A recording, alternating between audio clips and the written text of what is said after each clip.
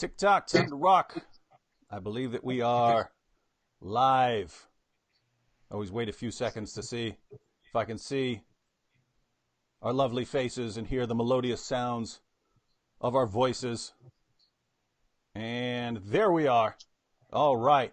So good evening and good morning and good afternoon to all the Christians and the Jews and the Muslims and the atheists and the agnostics and the Hindus and the Buddhists and yes, even you Wiccans who are watching all around the world. And we know you can't stay away because when people hear that David Wood and Robert Spencer got something going down, they can't stay away. I'm David Wood, your friendly neighborhood philosopher, and with me is the man who literally wrote the book on the history of jihad, Robert Spencer. Let's see it, Robert. The History of Jihad, from Muhammad to ISIS. Awesome book that should be in everyone's library. I believe I put it down. I believe I put the link in the description box. If you don't have that, you're going to want to get it. And you'll see why during this program. You'll see why everyone needs to learn this information. The primary reason everyone needs to learn this information is that there is an entire world of people who are trying to mislead the population, mislead the public about the history of jihad. Now, Robert, why would anyone want to do something like that? For political purposes in the present day, David, the primary reason why we have all this rewriting of history nowadays and historical whitewashing and revisionism absolutely rampant today is because there are political agendas that certain people think that they can help advance by manipulating history and by making people think, for example, that Al-Andalus, Muslim Spain, was such a paradise of tolerance and multiculturalism that to bring large numbers of Muslims into Europe today is a grand thing, because that same paradise of mutual respect and harmony among the religions, or at least the three great Abrahamic religions, will recur, and Europe will march proudly and confidently into the glorious mosaic of the multicultural future. Now, if in contrast to that, Al-Andalus was actually a very terrible place for Jews and Christians, and they were subjugated under the rule of Islamic law, and they were never equals with the Muslims, and there was nothing multicultural or harmonious about Al-Andalus, but it was, as I show in the history of jihad, a center of the Islamic slave trade and a place where Christians and Jews were horribly oppressed and subjected to violence if they got out of line. All that history has to be covered up and whitewashed so that people don't get the idea that, oh no, letting in mass numbers of Muslims into Europe is a bad idea, because while some of them will be lovely people, others might think exactly that. Hey, let's reestablish Al-Andalus and establish the hegemony of Islam over Europe, and that would be very bad, actually, and make life very difficult and painful for the non-Muslims in Europe. Yeah, I've heard that too, about the golden age of Islam, when Christians, Muslims, and Jews lived in complete harmony under Islamic rule in Spain. And maybe, uh-oh, I see you flipping through your book there. Yeah, you see, got some Post-its in here because I wanted to make sure to emphasize a few places where there was trouble for the non-Muslims. Oh, and yeah. As far as and we're gonna. By the way, everyone, just so you know how this live stream came about, I saw some of the silliest tweets I've ever seen in my entire life, and I went ahead and forwarded them to Robert, and I said, "You want to respond to some of these, because I mean these are just pure Twitter gold right here." And he said, "Yeah, let's go live." But I mean, it's just amazing that, I mean, it seems like this is the situation. It seems like the apologists for Islam, who are both Muslim and non-Muslim, seems like the apologists for Islam, the people who want to defend Islam, it seems like they always try to aim for an area of ignorance for most of the population, right? Like at first it's, oh, Muhammad was peaceful. Muhammad had all these peaceful teachings. If you just read the Muslim sources, you find out that Muhammad was really, really peaceful. But people started doing that, right? And so that wasn't working out.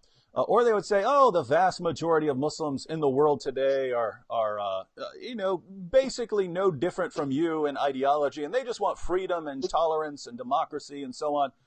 And then we see things like ISIS springing up. We see the problems all around the world. And then we actually see statistics coming out on the percentages of Muslims who support killing apostates and honor killings and things like that, and we realize, whoa, this isn't just a tiny minority here. These are massive portions of the population. In many places, there are majorities of the populations that support things like killing apostates and stuff like that.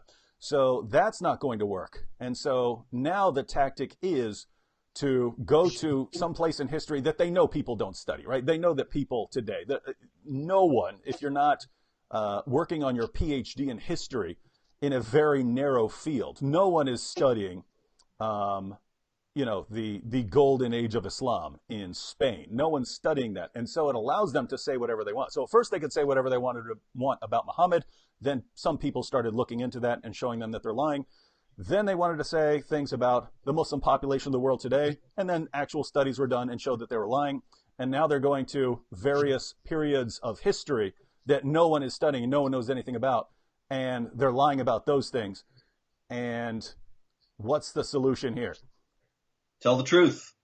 And David, this has been going on for a long time. I'm an old man now, David, and I remember way back, you were probably in knee socks, but this book, The Ornament of the World by Maria Rosa Menocal, came out, and she was a respected historian. And The Ornament of the World is, as far as I know, the first attempt to whitewash Muslim Spain. I don't remember exactly when the book came out, but I know that I was in the bloom of youth, and you probably were just a twinkling in the eye. In any case, the myth that was propagated by this book, The Ornament of the World, has gone all around the world twice. Barack Hussein Obama, president of the United States, former president of the United States, he said in his outreach speech in Cairo, outreach to the Muslim world on June 4th, 2009, he said, Islam has a proud tradition of tolerance. We see it in the history of Andalusia. Now, what's interesting about that is that Maria Rosa Menocal's book actually has more of a reputation for saying something than it actually says it. People assumed way back when it came out, that she was showing that there was a wonderful time of tolerance and multiculturalism and peace between the Muslims and the Christians and the Jews in Spain. But if you actually read her book, she said this: the dhimmi, as these covenanted peoples were called, and of course, as we know, that's the subjugated people who are willingly submitting to the Muslims and feeling themselves subdued, as per the Quran, chapter 9, verse 29, were granted religious freedom, not forced to convert to Islam. They could continue to be Jews and Christians, she says, and as it turned out, they could share in much of Muslim social and economic life. But then the other shoe drops. She goes on. In return for this freedom of religious conscience, the peoples of the book, pagans had no such privilege, were required to pay a special tax. No Muslims paid taxes, and to observe a number of restrictive regulations. Christians and Jews were prohibited from attempting to proselytize Muslims, from building new places of worship, from displaying crosses or ringing bells. In some, they were forbidden most public displays of their religious rituals. Now, that's just Menocal. She really is whitewashing the situation. It's actually much harsher than that. There is a harrowing scene that is recounted by the Muslim historian Ibn Hayyan, who's writing in the 10th century. And he's writing about Abdurrahman III, who was the Umayyad Caliph of Cordoba. And he said that at one point, just for no reason except to strike terror in the hearts of the enemies of Allah, as the Quran directs in chapter 8, verse 60, he says that one of the officers of Abdurrahman III chose 100 of the most important barbarians, and by that he means the Christians, and sent them to the Alcázar of Cordoba, where they arrived on March 2nd, 939, and then they were marched to where the caliph was, And on conclusion of the Friday prayer, many gathered and followed to see what end the prisoners would have. And it turned out that An-Nasir was installed on the upper balcony over the orchard facing the river to watch the execution. All the prisoners, one by one, were decapitated in his presence and under his eyes, in plain, in plain sight of the people, whose feelings against the infidels Allah alleviated, which, as you know, is an allusion to the Quran, chapter 9, verse 14, which says, fight them, and Allah will punish them through your hands, and thereby soothe the bosoms of the believers. That is, if you're sad or depressed or anxious or upset, you can fight the unbelievers and you'll feel better. And so this is what Ibn Hayyan says. The feelings of the believers were alleviated against the infidels by Allah when they saw them all being killed. Now, mind you, these people didn't do anything. They were just Christians, and it was for the fact of being Christians. This is daily life in Al-Andalusia. There's much more, but the point is that these tweets that you've got, which we need to get to, I understand, and these people who say that the history is all whitewashed, they are banking on us not knowing the history. And so in this book, I went back to the primary sources, and I show that again and again, really everywhere that Muslims have gone throughout history, they have been violent and uncharitable, discriminatory, and they have persecuted the non-Muslims everywhere they have gone without exception. Now, before everyone accuses you of saying something, do you mean all Muslims? I do not. I mean that wherever they went, some of them did. Mm-hmm. And you know what? The others who didn't, they didn't stop them. A lot of people nowadays, they say militant Islam is the problem. Moderate Islam is the solution. Of course, that's the famous slogan of our friend Daniel Pipes. But the problem with it is that there is no moderate Islam. There are Muslims who do not observe all of the tenets of the Quran and Sunnah, but there has never been throughout history, anywhere, a moderate Muslim movement of Muslims who were going to stand up and stop other Muslims from being violent and hateful toward non-Muslims. That never happened. And so if we're staking our future in the West on that possibility, it's wishful thinking. There's no historical precedent for it. Yeah, along those lines, I remember an ABC special where they said that our first line of defense against terrorists are the peaceful Muslims who are going to stand between the radical Muslims who want to kill us and us. And they were our first line of defense. And as they just randomly filmed some Muslims in the city of New York, they recorded as one of their examples of a peaceful Muslim who's going to protect us, Sadiq Abdul Malik, who was speaking with the group Revolution Muslim, several members of whom were charged with terrorist offenses. These were the guys who threatened Matt Stone and Trey Parker from South Park, right? That's what these guys were arrested for. And so just randomly filming some examples of Muslims in the city of New York to show, hey, these are the guys who are going to stand up for you. They couldn't help but accidentally getting an actual jihadi, right? And so, you remember, David, right after 9/11, the New York Times did a profile of a moderate imam in the United States who they said was working tirelessly to stand against terrorism, and it was Anwar al-Awlaki. Oh, yeah.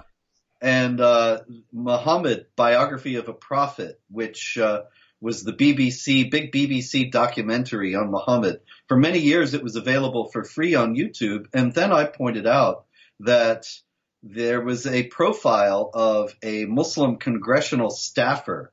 And as they are interviewing this Muslim congressional staffer, he goes off to Friday prayers on Capitol Hill.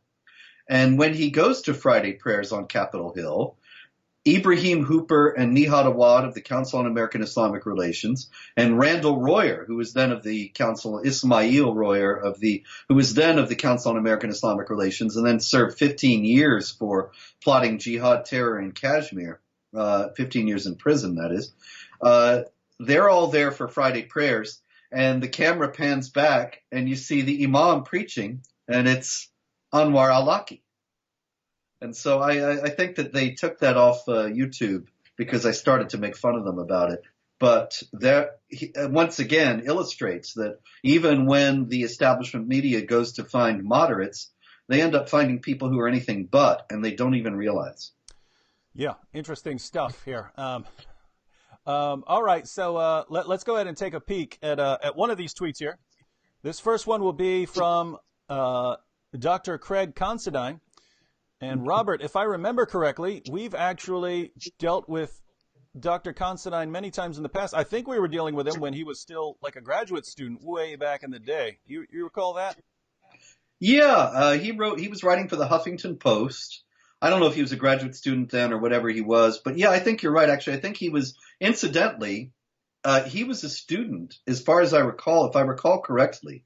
Dr. Considine, please feel free to correct me if I'm wrong, but I remember that he was a student of Akbar Ahmed, who is a professor at American University in Washington, and he is a very respected academic, and he just wrote a book called Journey into Europe, where, and this brings us right back home, he recommended that Europe, in its present condition of strife regarding Muslim migration, adopt the Andalusian model and establish a new Andalusia. And so he's presenting Akbar Ahmed Andalusia as the way forward for Europe, this paradise of multiculturalism, which it never was. And Craig Considine was his eager acolyte and product of his mentoring. And he wrote an article comparing Muhammad with George Washington, which was the occasion of one of your wonderful early imaginative forays before you became a Muslim in the Islamicize Me series last year. Yeah, those were fun times. Yes, I interviewed George Washington, and we discussed whether you were really that close to Muhammad or not. Yeah, George Washington was pretty outraged at being compared to Muhammad. All right, let's go ahead and read this tweet by Dr. Considine. And so this is a guy who's a professor of sociology now, and this is what he's telling the next generation. He says Christians and Muslims have always strong terms there. Christians, always. Matter of fact, I need to read it more like he's writing it. Christians and Muslims have always managed to coexist peacefully around the world, the entire world. Always managed to coexist peacefully around the world. Places of worship have been respected. So there are a couple claims here, Robert. We're going to want you to address these. So we have one, that Christians and Muslims have always managed to coexist peacefully around the world. And next, places of worship have been respected and freedom of religion granted by both populations. Too often we forget these historical facts. So it's a historical fact. Historical facts. That Christians and Muslims have always managed to coexist peacefully around the world, and that places of worship have been respected, and that freedom of religion has been granted by both populations. People forget this.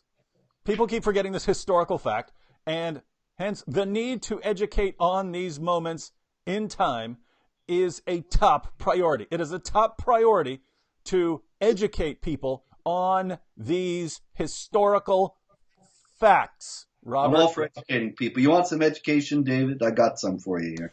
Oh, yeah. Because I agree with him that people need to be educated about the facts here. We just seem to have a little bit of a slight, tiny little disagreement on what the facts are here.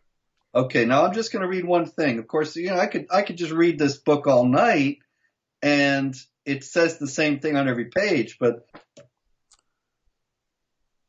Oh, looks like we faded out for a second. Uh-oh. All right, so you were asking about what... what houses of worship. What Dr. Considine said. So places of worship have been respected and freedom of religion granted by both populations. Okay, I'm going to read this. This is from 1360. In 1360, the Muslim ruler Firuz Shah Tughlaq in India, the Sultan of Delhi, he resumed the jihad against the Hindus, targeting the grand Hindu temple, the temple of Jagannath at Puri in southeastern India. And according to a Muslim historian, Barani, who wrote a history of the rule of Firuz Shah, he said this: Allah, who is the only God and has no other emanation, endowed the king of Islam with the strength to destroy this ancient shrine on the eastern seacoast and to plunge it into the sea.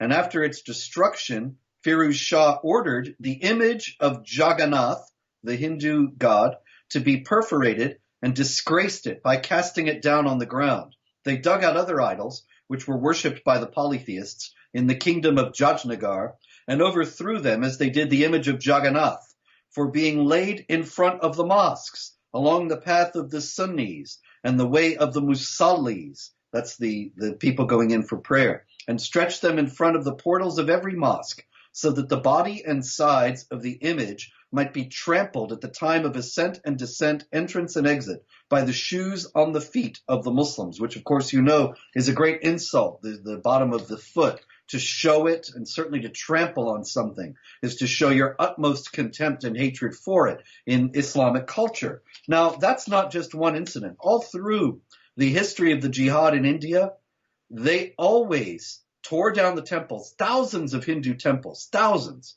and would regularly take the Hindu idols, break them in pieces, and put the pieces in front of the mosques so that they would be trampled by the Muslims on their way in and out of the mosques. This is the respect for the houses of worship in India. Of course, also closer to home, we know, where is the Temple Mount? Where is the Dome of the Rock, rather? Where is the Al-Aqsa Mosque? They're on the Temple Mount. What is the Temple Mount? The site of the great temple of the Jews. Why did they build two mosques, not just one, but two mosques on the site of the Jewish temple to show Islam's victory over Judaism? What is the Hagia Sophia? It's a grand mosque in Constantinople, Istanbul. When was it built? In the 6th century. Islam did not exist in the 6th century. The Hagia Sophia was a cathedral until the Muslims conquered Constantinople in 1453. Why was it turned into a mosque? Because the Muslims, it was the greatest church in the Christian world, and the Muslims wanted to show the victory of Islam over Christianity. This is the respect for the houses of worship we're talking about. And I could multiply examples by the thousands. So, and by the way, doesn't this go back to the time of Muhammad, with Muhammad taking over the Kaaba, smashing all the idols, showing utter contempt for the religious beliefs of the pagans of Mecca? That's right. Absolutely. There were 360 idols in the Kaaba, and he is said to have cleared out every one of them except an icon, a Byzantine icon of Jesus and Mary. Did you see that when you were in there? Oh, as far as Dr. Considine? No, when you were in the Kaaba. Oh, no, okay. No, no, it's not there anymore. I wonder when they took it out. Someone took it down. But we know various groups have sort of had their way with the Kaaba over time. Various Muslim groups who are accusing other Muslim groups of idolatry and so on. So someone took that picture out. All right, now, so when you pointed out, turning churches into mosques, you said that there are examples by the thousands. So yes. Give us the sort of geography of where this was happening over the centuries. All over the place, everywhere Islam conquered, they converted churches into mosques. For example, North Africa was a thriving center of Christianity when the Muslims conquered. Some of the greatest figures of the early church, I know Protestants think of the early church as the church of the New Testament, but Catholics and Orthodox tend to think of the early church as the church of the first centuries. And St. Cyprian, who was in the middle part of the 3rd century, St. Augustine of Hippo, which was in North Africa near Carthage, was in the 5th century, the latter part of the 4th and the early part of the 5th century, died in 430. And they were both North Africans. They were members of the North African Church. Now, the North African Church, the Church of Carthage, was a very considerable church in the early years. Of course, to say nothing of Egypt, the Church of Alexandria was the 3rd see. The Council of Chalcedon, the 4th Ecumenical Council, said that the precedence of the patriarchal churches was Rome, and then with equal privileges, Constantinople, and 3rd Alexandria. So it was the 3rd most important church in the Christian world in North Africa. Now, there are still churches in Egypt, but when you go farther into Libya, where Carthage was, in Tunisia, Algeria, Morocco. That was all Christian land. There were thousands of churches in those areas. They're all gone. There aren't even traces of them for the most part.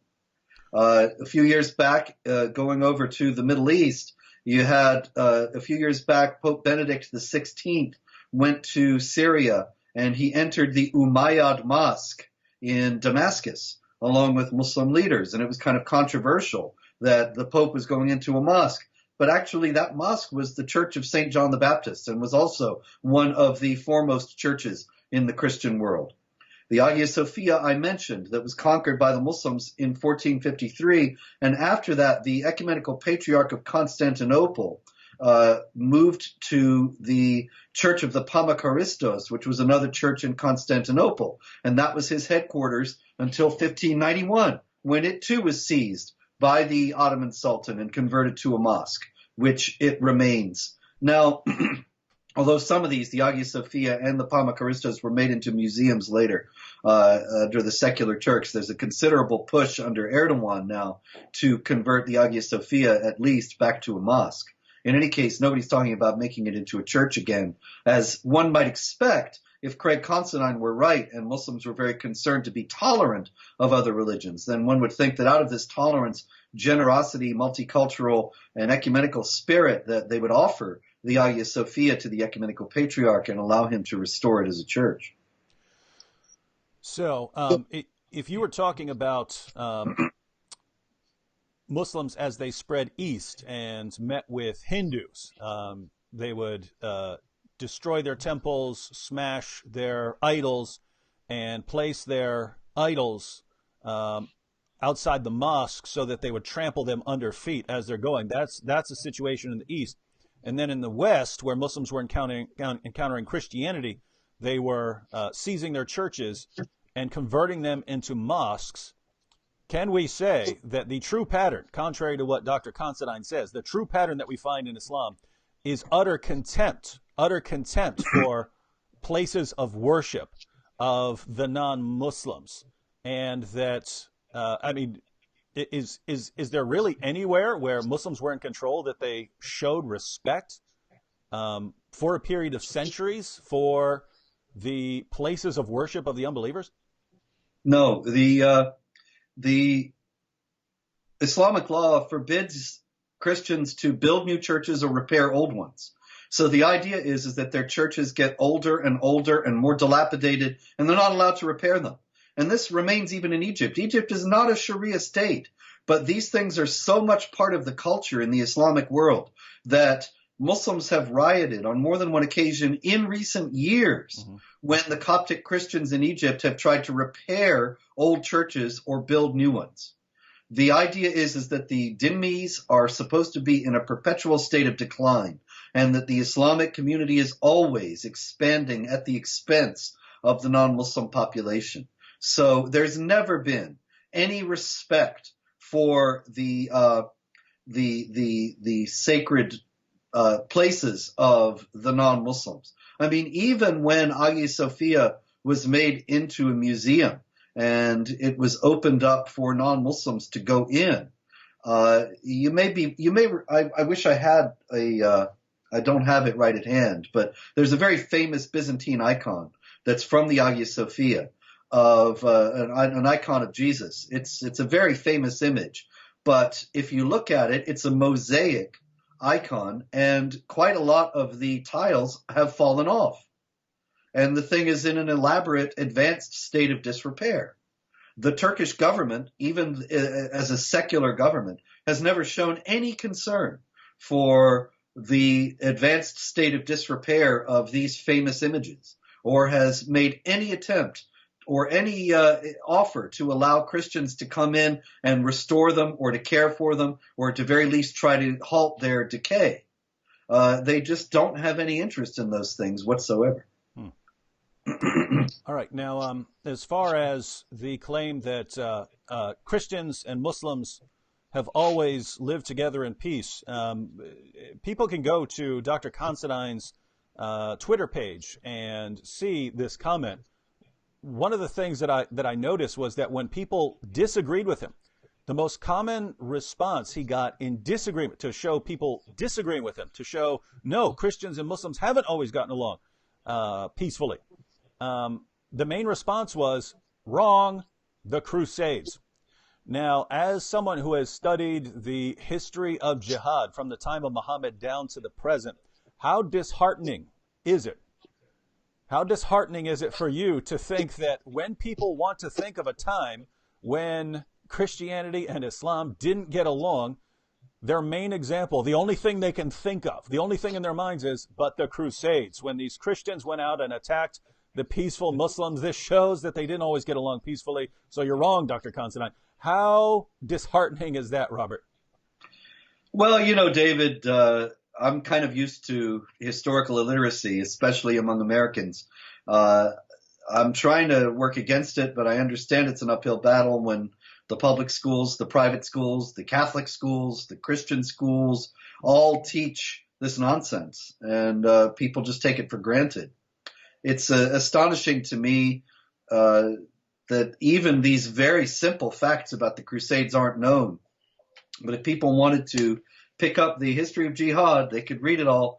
In the year 1071, what happened was, let me start a little earlier. In the year 632, Muhammad died.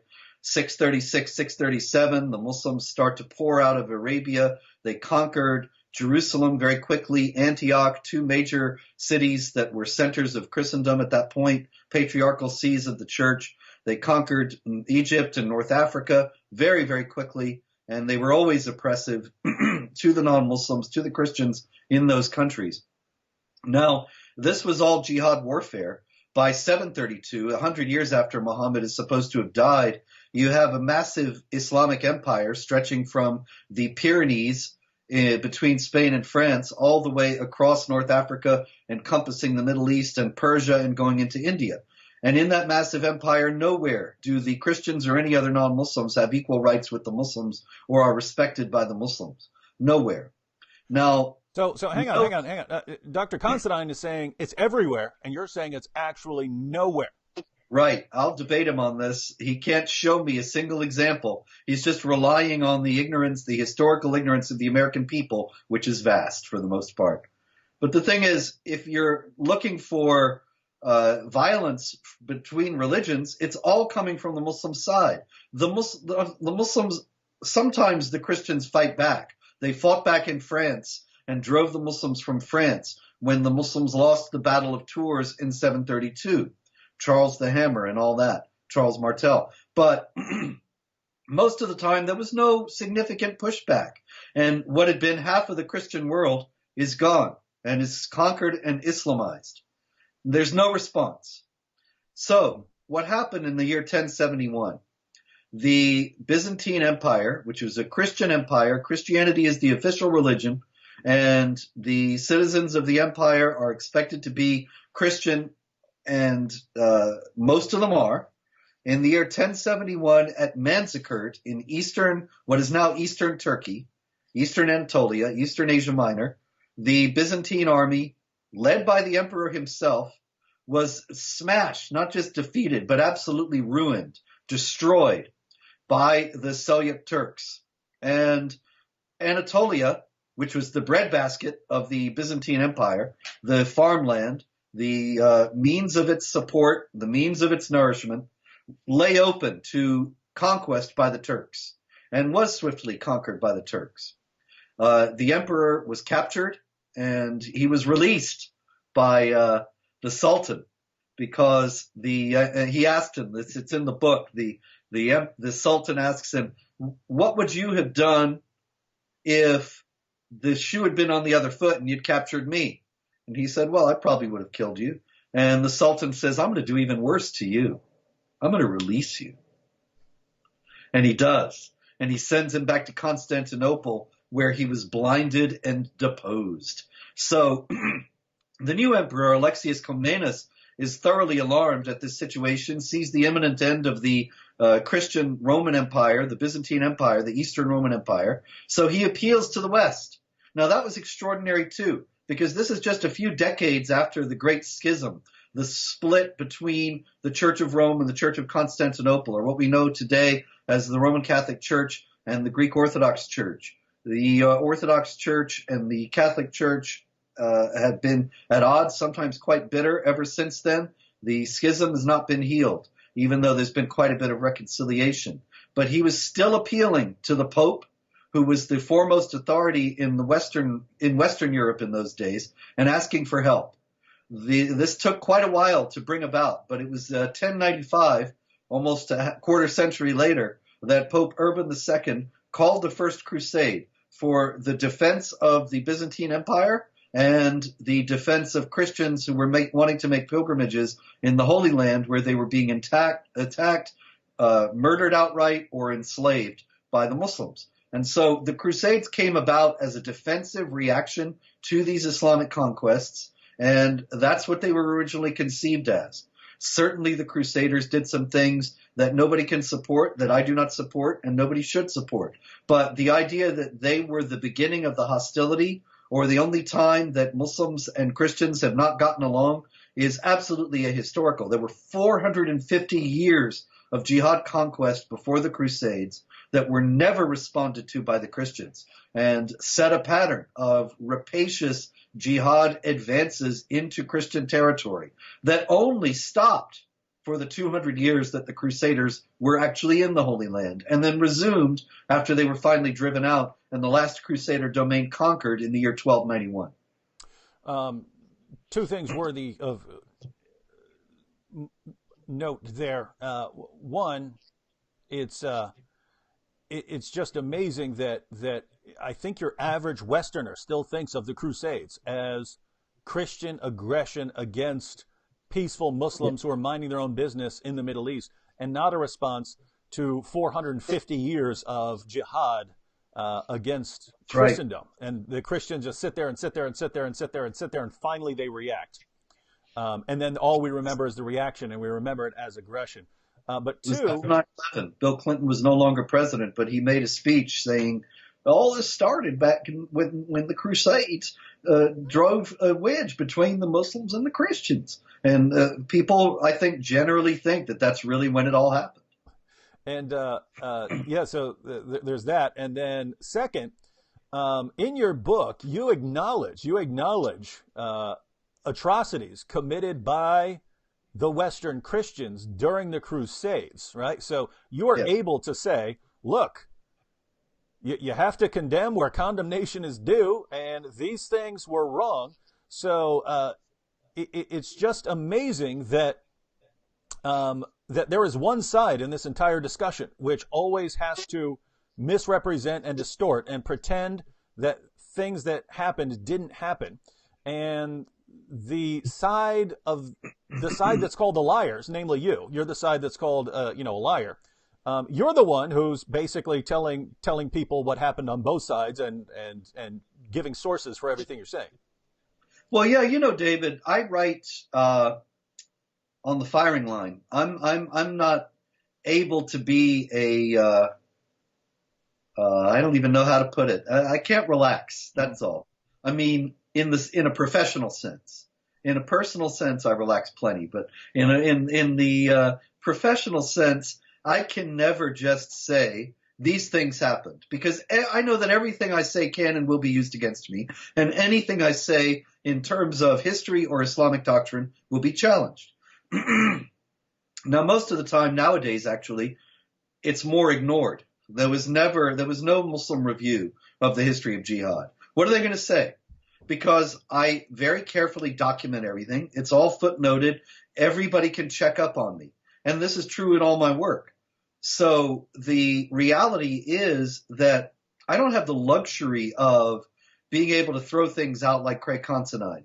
Craig Considine has a ready audience of these people who think because he's aligned with them ideologically and politically that therefore he's trustworthy. But I know that I'm going out in front of a hostile crowd. And so everything that is in the history of jihad, everything that's in all my other books is very carefully documented, and anybody can check and see that it is actually the case. And I rely for the most part on primary sources, on contemporary historians. And they think it's very important that if people want to get out of this fog of misinformation and disinformation that envelops us all today, Go back to the primary sources. Don't read my books if you don't want, but go back to what historians of the day said had happened, and they don't have any reason to color the situation, especially if they're Muslims. Read Muslim historians who wrote about the Crusades and who wrote about the Jihads before and after the Crusades, and see what they say. It's illuminating. It'll be quite eye-opening to people who've listened to Craig Considine and Akbar Ahmed and those that ilk. All right, so we want to take one more look at Craig Considine's tweet here, just to see if there's well, I wanted to quickly review something real quick before we go on to the tweet by the Yaqeen Institute. So Christians and Muslims have always managed to coexist peacefully. That's false. Around the world. That's false. Places of worship have been respected. That's Never. false. And freedom of religion granted by both populations. That's false. He calls them historical facts. That's false.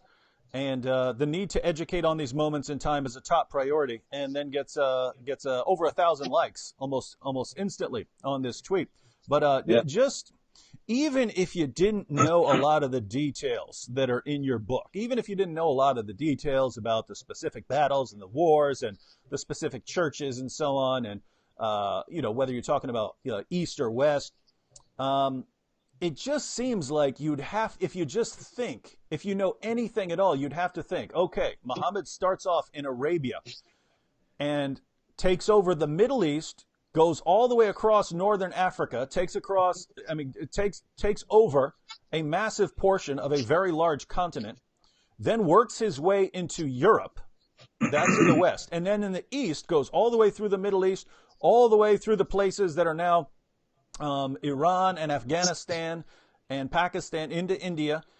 And the idea that Islam got all of this by peaceful coexistence and getting along and respecting places of worship is idiotic. I mean, you'd have to be the dumbest person in the world. Oh, go ahead.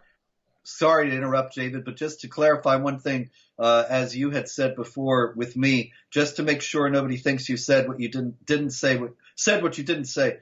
You said Muhammad conquered all those areas, but of course it was the Muslims after Muhammad who conquered those areas. Yep. If Muhammad indeed was ever really with us at all. Yeah. So Muhammad took over most of Arabia, but his followers carry it on.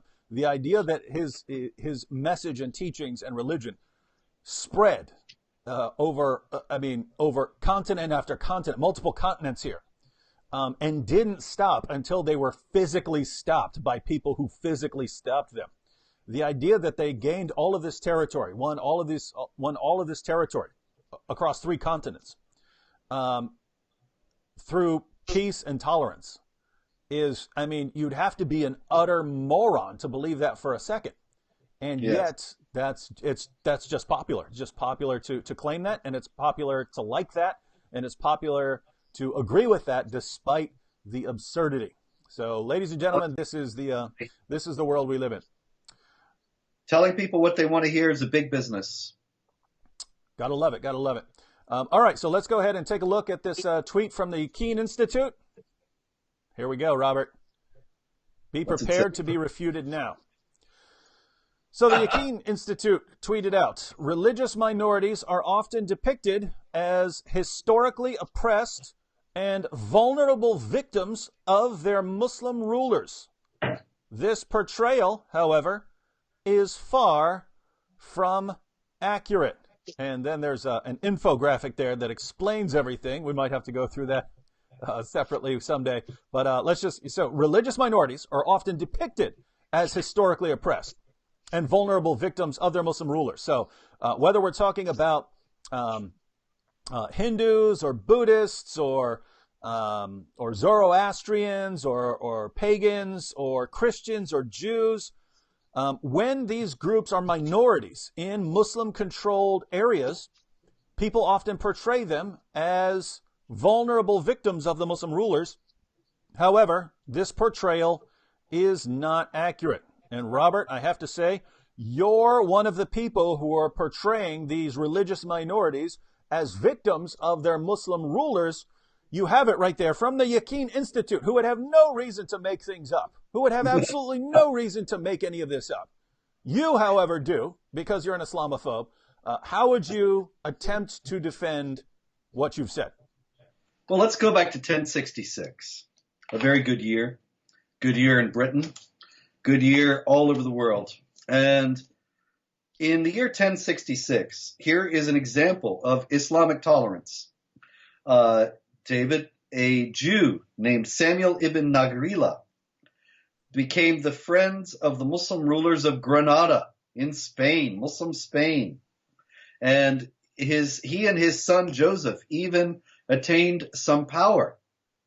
Joseph ibn Nagrila was actually named the vizier of Granada by the Muslim ruler. Now, this is a case of rules were made to be broken. This is a case of a Muslim ruler ignoring Islamic law, which forbids non-Muslims to hold authority over Muslims, because he liked Samuel ibn Nagrila and his son Joseph. And so he gave them political power. But the other Muslims in the area, they knew Islamic law as well, and they were not interested in ignoring it. A poet named Abu Ishaq wrote a poem, and he wrote this. I'll just read some segments of it. Through him, that is this vizier, the Jews, not the vizier, I'm sorry, the Muslim ruler, through him the Jews have become great and proud and arrogant. They who were among the most abject, and they have gained their desires and attained the utmost, and this happens suddenly. And how many a worthy Muslim humbly obeys the vilest ape among these miscreants? Of course, we know the Quran calls Jews apes and pigs, and so there they go, doing it again. Their chief ape has marbled his house and led the finest spring water to it. Our affairs are now in his hands, and we stand at his door. He laughs at Allah and our religion. So, what does Abu Ishaq say should be done? Hasten to slaughter him as an offering. Sacrifice him. Do not consider it a breach of faith to kill the Jews. The breach of faith would be to let them carry on. And 4,000 Jews were killed by Muslims in Granada, December 30th, 1066. So, but they obviously weren't victims of Islamic oppressors, because the Yaqeen Institute says that that's just a misrepresentation of history. Okay. Let's see. How about this? This is the Muslim conquest of the city of Ani in Armenia. Hang on. It looks like you're just randomly flipping through your book and pointing to wherever. stuff. I just hit on this one. I don't have this one on a post-it note. I just happened to catch my eye. The 13th century Muslim historian, David, Sibt ibn al-Jawzi. And he says this: the army entered the city. Now, you'd think when a Muslim army enters a Christian city, they're going to have garlands of flowers for the women, shake the hands of the men, and offer them to buy them lunch or something. Am I right? Mm-hmm. But this is what actually happened. These people apparently misunderstood Islam. They massacred its inhabitants, pillaged and burned it, leaving it in ruins and taking prisoners all who remained alive. The dead bodies were so many that they blocked the streets. One could not go anywhere without stepping over them. And the number of prisoners was not less than 50,000 souls. I was determined to enter the city. This is an eyewitness. I was determined to enter the city and see the destruction with my own eyes. I tried to find a street in which I would not have to walk over the corpses, but that was impossible. Huh. Well, somehow it must have been peaceful. I mean, it must have been. Now, Robert, a couple of people over in the chat have brought up the Armenian genocide. I got that in the book. Oh, you do? Yes. Fear not. The Armenian genocide began in 1894. And this was, of course, in the Ottoman Empire. It started really with the Greek independence in 1821. And when the Greeks in the Morea, which is the peninsula, the southern peninsula of what is Greece today, when they won their independence, then a lot of the other non-Muslims in the Ottoman Empire started to get ideas. And the Islamic law, of course, would consider the non-Muslims who were rebelling against the Islamic leaders, they have forfeited the dhimma, their contract of protection, and so they can lawfully be killed. Okay, So Armenian genocide starts when the Armenians won independence, and this is the kind of thing that happened. The German historian Johannes Lepsius, this is 1896, he's actually there in the Ottoman Empire, in Armenia, and he says this. He says, "We have lists before us of 559 villages whose surviving inhabitants were converted to Islam with fire and sword, of 568 churches thoroughly pillaged, destroyed, and razed to the ground, 282 Christian churches transformed into mosques, 21 Protestant preachers, and 170 Armenian priests who were, after enduring unspeakable tortures, murdered on their refusal to accept Islam. We repeat, however," Lepsius says, "that those figures express only the extent of our information and do not by a long way reach to the extent of reality." He says the Muslims had destroyed 2,500 Christian villages, the entire villages, 645 churches and monasteries, 15,000 people forced to convert to Islam, 328 churches converted to mosques in another area, 508 more plundered. And this is a letter home, David, from an Ottoman soldier. And he wrote home to his folks, to his brother and to his parents. And by the way, Robert, I always love these letters from soldiers. I've read a lot of the letters home from Civil War soldiers, right? They're away from home, they're away from their families, and looking, with all this bloodshed and thinking about your family, you really get to focus on what's most important to you, and then send your family a message about all the things that you've really learned about the meaning of life and what's really important. So if you've got a letter home from this time, I mean, this is going to be some great stuff that talks about how wonderful Islam really is. If this guy's had a lot of time to reflect on his religion, go ahead. "My brother, if you want news from here, we have killed 1,200 Armenians, all of them as food for the dogs. Mother, I am safe and sound. Father, 20 days ago we made war on the Armenian unbelievers." That last word there just puts this in context as to what this is all about. "Through the grace of Allah, no harm befell us. There is a rumor afoot that our battalion will be ordered to your part of the world." So you think, okay, David, you ready? I mean, you figure he's saying we might be sent near home. So he's going to come home, get some of mom's pie, right? And relax with the family. No. "If so, we will kill all the Armenians there." Wow. Proud father moment. Oh, yeah. Oh, yeah.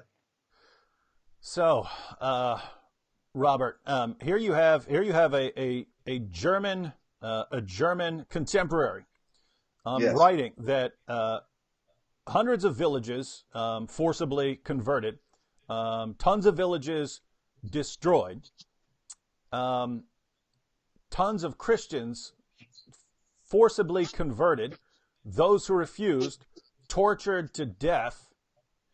And what do we have from the Yakin Institute here? Because, you go through examples like this over a period of 1,400 years in your book. It doesn't stop. You go century by century and area by area in your book, giving examples of the things that actually happen. And again, here, the Yakin Institute. "Religious minorities are often depicted as historically oppressed and vulnerable victims of their Muslim rulers. This portrayal, however, is far from accurate." So it's simply inaccurate to portray these Christians who are being forcibly converted or tortured to death, and their places of worship converted to mosques or destroyed. It's just inaccurate to portray them as victims here. It's just inaccurate. Or all the centuries leading up to that, from the time of Muhammad. It's just inaccurate to portray these people as victims of Muslim oppressors. Here again, the Yakin Institute is depending upon the ignorance of the people it's talking to. And the unfortunate fact is that they can rely on that ignorance, because for the most part, people who read their tweet and liked it or retweeted it, they think they're right. They have no idea. They've been misinformed in school, if they studied it at all, or they've been thoroughly propagandized since then, and they don't have any clue what really happened. All right. So the average Twitter follower of Dr. Craig Considine probably believes him, right? I would think that many of them actually believe him. They haven't studied anything, and what the heck? He's a doctor. He calls himself a Catholic. So Craig Considine is not a Christian. Obviously, he has no reason whatsoever to make things up in favor of Islam. So he must clearly just be telling the truth here. Whereas the people like Robert Spencer, they must be lying because they have an agenda, not Dr. Craig Considine. So the average Twitter follower of Dr. Considine, or his students who've never studied the history of jihad, who have no, they're regarding him as someone who is knowledgeable, and so they go to him. The average follower, I understand why they think that he's right. But do you think Dr. Considine actually knows better? Yeah, he must. Either he's a total idiot who doesn't know his own subject, or he's being actively deceptive. So I would rather give him the benefit of the doubt and think he's being actively deceptive, because I don't think he's stupid. But he's not a Christian. He's a Muslim. Let's be very clear about that. He wrote a piece, I have it right here, January 26, 2016, Huffington Post, Why a Christian Can View Muhammad as a Prophet, by Craig Considine. Now, it's full of a lot of tortured reasoning and silliness, but the reality is that the Quran says, far be it from the transcendent majesty of Allah that he should have a son, chapter 19, verse 35. In the first letter of John, in the New Testament, it says anybody who does not have the Son does not have the Father. So you can't be both a Christian and a Muslim. They are contradictory. They could both be false, but they can't both be true, and one could be true and the other false. But if he thinks Muhammad is a prophet, then he believes in the prophecies Muhammad brought, which deny basic Christian doctrines that are held by all the sects of Christianity. Thus, he cannot be Christian. He must be a Muslim. So, just to recap that, you've got Dr. Craig Considine claiming to be a Christian who just has a favorable view of Islam, but nevertheless declares that Christians should accept Muhammad as a prophet, even though Muhammad, his revelations contradict core Christian doctrines. In fact, contradict the very core of the Christian gospel, which is a message about Jesus' sacrificial death for sins, his resurrection from the dead, and his divine nature. Islam contradicts those, and therefore, if you accept Muhammad as a prophet, you are thereby rejecting the core teachings of the gospel, and therefore, Craig Considine is saying Christians should accept Muhammad and his refutations of Christianity, but he's a Christian. He's actively deceptive. I mean, in a certain sense, I understand how Craig Considine calls himself a Christian. Here again, giving him the benefit of the doubt, thinking that he's not an idiot and therefore knows what he's about. He considers himself as a Muslim to be the true Christian because the Quran presents itself as embodying the true teachings of Judaism and Christianity. And of course, in the Quran, all the biblical prophets of the Old Testament and John the Baptist and Jesus are considered Muslims. And the idea is in Islam that it was the followers of Moses and David and Solomon and John the Baptist and Jesus who twisted and hijacked their Islamic teachings to create what we know of as Judaism and Christianity. So as a follower of the true teachings of Jesus, which are in the Quran, Considine considers himself a Christian. But to say he's a Catholic it's just deceptive, because that is identifying himself with a specific Christian sect, and there's no sense in which he could possibly be a Catholic and affirm what the Catholic Church teaches while also affirming what Muhammad taught as prophecies. Yeah, I'm thinking that, or because I don't know a lot about him, I'm thinking the other interpretation here would be that he's just so incredibly liberal with what he means by Christian that he just doesn't take any of the basic doctrines seriously, and probably doesn't take the basic doctrines of Islam seriously. And so if you don't take any of these core doctrines seriously, then Well, you know, Call yourself why shouldn't you regard Muhammad as a prophet? yeah, I mean, after all he did was bring peace to the world. it's being nice, Yeah. and we all have to be nice. All right. Well, we're pretty much out of time here, so I just wanted to point out that the situation that we have, and the reason we're doing this is, guys, think about how prevalent this is right now in our world. I just had to make a video because the leaders of the Women's March are claiming that Muhammad was a feminist. Right now, that is so beyond ridiculous that you wonder how they can say it with a straight face, how they are not immediately called out on it. Instead, they are praised. They are praised for telling the truth about Muhammad, and those of us who actually respond are bigots and Islamophobes for pointing out basic facts which show that's absolute nonsense. So anywhere you go across the board, Islam is being just flat out misrepresented and lied about in order to promote it to a Western audience.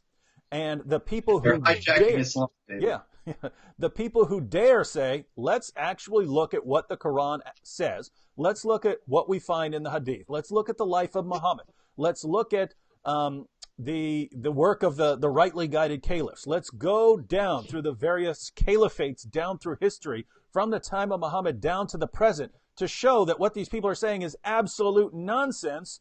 And when we do that, we're called bigots and racists, and we just have an agenda for doing that. This is a very, very sad world that we're living in right now. Very dangerous place. And so I'm glad we have people like Robert Spencer doing a really, really painful, horrible job that gets you nothing but abuse because someone needs to do it.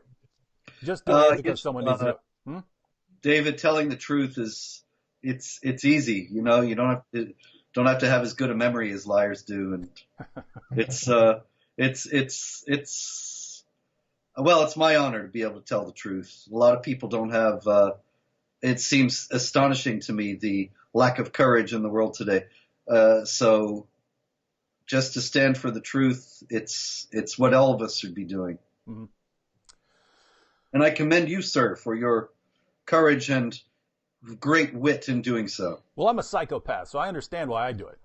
I just don't understand why people without massive mental defects do it. Because this is some rough stuff. Maybe I have them. Maybe I should go in and get checked. All right, Robert. So you can go ahead and close out by telling people what they can do. So they just heard about tons of misrepresentation, distortion, and I mean it is systematic, organized misrepresentation, distortion by politicians, the media, educators, Hollywood. Everyone is giving one consistent message about Islam being wonderful. And the people here, they've actually got a chance to look at some history. What can they do to respond to this? Because we're kind of outnumbered and outgunned here. No, the truth is never outnumbered or outgunned. Remember Solzhenitsyn, David. Solzhenitsyn, the great Alexander Solzhenitsyn, the great dissident from the Soviet Union. He was in the Gulag. He wrote the Gulag Archipelago. He compared living in a totalitarian regime to being a blade of grass that gets paved over by concrete, and everything goes dark and you can't breathe, and it seems as if you're totally under their control and totally within their power. But we've all seen blades of grass poke through the broken concrete. And that's what we all need to do, is to persist, to tell the truth in season and out of season, to challenge these people like Considine and the Yaqeen Institute wherever and whenever we can. Certainly, courteously, respectfully, all of these things, but always tell the truth, stand for the truth, be a blade of grass, and break through the concrete. The concrete never will prevail. Mm-hmm. All right, and thank you, Robert. And again, for those of you out there, and there are still over 800 who are here live with us, if you didn't get the book, there's a link in the description box. There's a link to Robert's website, so follow his website. If you don't have the book, get the book. Even if you're looking at that book going, I don't really want to know that much about the history of jihad. I don't need that much information. Yeah, you do. If you want, just get the book and read the first chapter. Learn the first chapter well. Even if you don't want to read the rest of the book, I would recommend reading the rest of the book, because the rest of the book is what even people who deal with Islam a lot don't know, because we tend to focus on the life of Muhammad, or we tend to focus on the present. We ignore all those centuries in the middle. Robert goes through all of those centuries, century by century, showing what happened in those centuries. But even if you don't want that 14, because people have various degrees of interest in the subject and have varying amounts of time that they can dedicate to the subject. So even if you don't want to go through all of the history, learn the first chapter well. That's the life of Muhammad. Learn the first chapter well. That's the life of Muhammad. Puts it all together, historical form, and you see where this all begins. So be sure to get that book. Learn at least the first chapter, but go through the entire book if you can. And we will see you all next time. God bless everyone, even you atheists.